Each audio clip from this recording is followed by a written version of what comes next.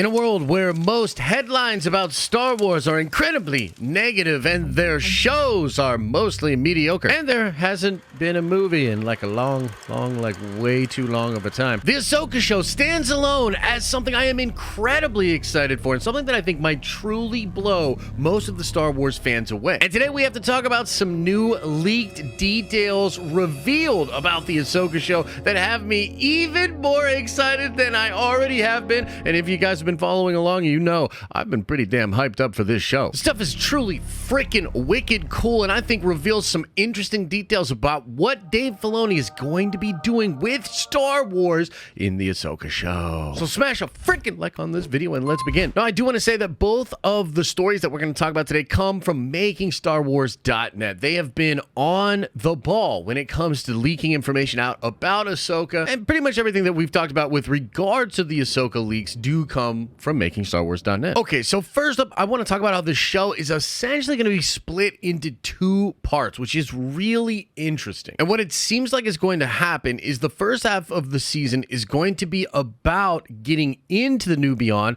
to rescue Ezra or to rescue Thrawn from the perspective of certain characters. And then the back half of the show, you're going to be in the New Beyond. This is the new area that's supposed to be unique to the Ahsoka show. This is the place where the Purrgil took Ezra and Grand Admiral Thrawn at the end of Star Wars Rebels. And according to the new reports, this is a very difficult place to get to because this character, Morgan Elsbeth, was apparently ravaging the planet of Corvus in order to build a particular ship. And it is said that this ship is how they are going to get into the New Beyond to rescue Grand Admiral Thrawn. And so Elsbeth will be this big character in the show. She's apparently in every single episode of the series, and she's going to be aided by Baylan and Shin. These are apparently Jedi that fell away from the Jedi Order and are now Sith light, or Dark Jedi, however you want to say it. Now, in the article, they talk about how they don't really fully understand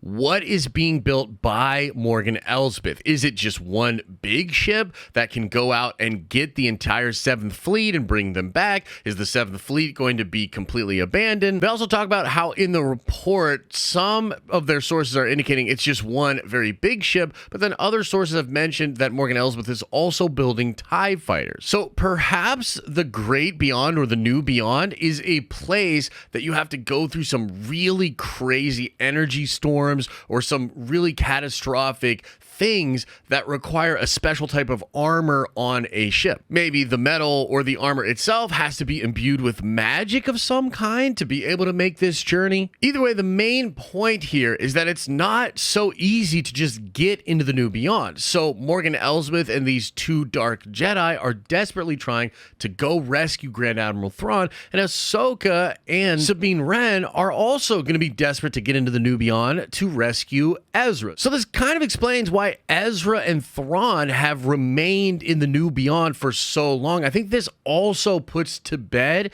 the connections between Gideon and Thrawn. I think at this point, Gideon would have to be operating on his own, and I really don't expect him to be tied to Thrawn at all, because this is even before the Battle of Endor that Thrawn gets jettisoned out into the New Beyond, and it appears that he has been there this entire time. That is a really fascinating development, and I can't wait to learn more about what is actually going on. Like, how is this possible that there's this place within the galaxy that's so hard to get to? And the fact that there's like magic and stuff there, it's really intriguing. Is this just like a pocket dimension, this hidden land, if you will, from the rest of the galaxy? It's really cool. But then there are other reports talking about the details of like the armor and the weapons for these different Force users. I mean, if you think about it, it seems like the first half of the season, you're going to have Baylan, you're going to have Shin, and you're going to have Morgan Elsbeth. So you got like two Dark Jedi using red lightsabers fighting potentially against Sabine Wren, who will be using the green lightsaber of Ezra Bridger, as we've discussed in other videos. And of course, Ahsoka herself using her two white or gray sabers. lightsabers. And so in this new report, we get more detail on like how awesome these Force users are going to look. So first up, they talk about Baylan, and they say that not much is known about him at the time. We know he's being played by 6'3" actor Ray Stevenson, who's awesome, and that seems like a great pick for a Jedi. He was apparently a Jedi who survived Order 66, but it doesn't sound like he's a Padawan anymore. They talk about how this character is supposed to be wearing dark armor. This armor is said to have some samurai aesthetics that seem to permeate throughout the design. And apparently this character is going to seemingly have some kind of a history with Thrawn, as not only does he badly want to bring Thrawn home, but they talk about how in the article that this character is said to have a reunion with Thrawn that is a long time coming. Now, they speculate in the article that this could be the fact that maybe Thrawn helps this person survive Order 66 and was using him as something of a secret weapon, which I think would be super cool. On a little bit of side note here, I really think that Thrawn's encounter with the Bendu and with Force users in general is going to change the way he looks at things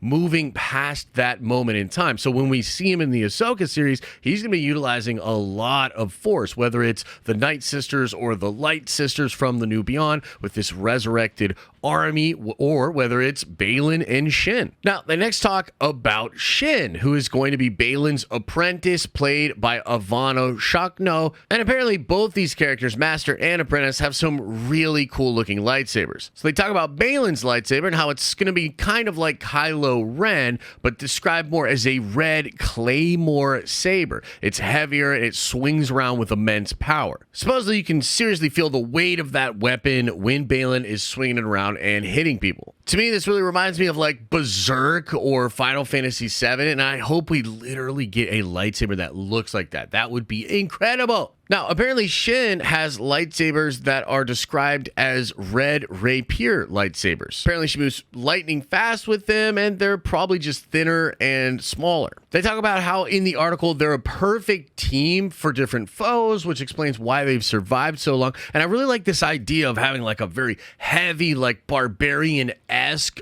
soldier and then this very quick rogue-esque like other person to sort of back up the soldier. It's a really cool team, and anybody that's ever played any RPGs or, you know, done any cool video game stuff, you know what I'm talking about. You've got your tank and you've got your rogue. So essentially, guys, the picture of what the Ahsoka show is going to be is becoming more and more clear with more information like this. I mean, we have heard it described as a samurai-esque adventure. And, you know, ever since the introduction of this idea of the New Beyond and magic, I've been just getting really excited for how fresh I feel this show can be. It will be like Star Wars, but it'll really inject some high fantasy elements. And then going into this new setting is going to provide all this opportunity for shocking, new, incredible things to be shown to us in the Star Wars galaxy on the screen. That is so damn cool. It's a big part of why I fell in love with Star Wars in the first place. The awe-inspiring things when something crazy would happen with Luke Skywalker or Anakin and Obi-Wan in the prequels. It was amazing. That's a big part of the fun.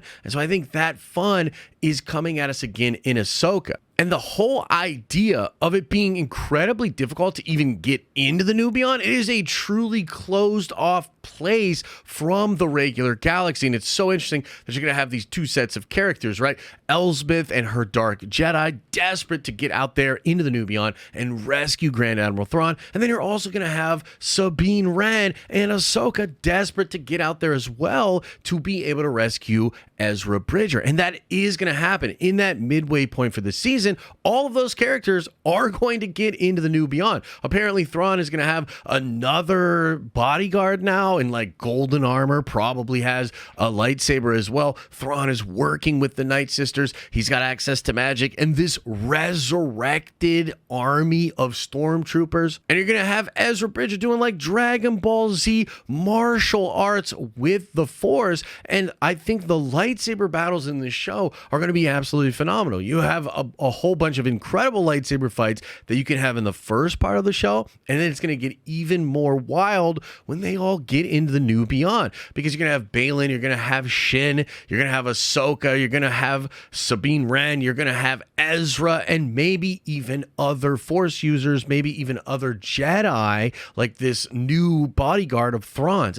It makes for an awesome setting to have prequel-esque lightsaber fighting. I just can't wait to see that. So now we know a little bit more about what awaits us in Dave Filoni's Ahsoka show. Let me know what you think about all these new developments in the comments section below. Smash a like on this video if you enjoyed it. If you want to watch more, why not check out this video I just did all about new reveals for Captain America 4 New World Order.